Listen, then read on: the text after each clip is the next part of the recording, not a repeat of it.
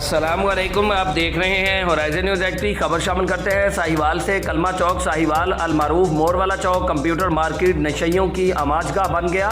तफसीलात के मुताबिक कंप्यूटर मार्केट कलमा चौक मस्जिद सबील रहमत के सामने अलवहाब कंप्यूटर से मुनहिक जगह पर मनशियात के आदी अफराद डेरा डालने लगे, जिन्होंने मुख्तलिफ किस्म का नशा करने के साथ साथ चोरी चुकारी को अपना मामूल बना लिया है। इन नशई अफराद ने इस जगह को, जो कि डॉक्टर उस्मान अमजद की मलकियत में है, अरसा दराज से अपना मुस्तकिल ठिकाना बना लिया है, जहां रोजाना की बुनियाद पर नशे के इंजेक्शन लगाए जाते हैं, नशा किया जाता है और बेचा जाता है। ना सिर्फ ये बल्कि ये मनशियात के आदि इसी जगह कज़ाए हाजत भी करते नजर आते हैं, जिससे ताफ़ुन, बदबू और गिलाजत फैल रही है, जिसकी वजह से बेशुमार बीमारियां फैलने का इंतहाई शदीद अंदेशा है। जगह के मालिक डॉक्टर उस्मान अमजद इस मज़कूरा जगह पर ना खुद कोई तामीर अमल में लाते हैं और ना कोई तामीर अमल में लाने देते हैं।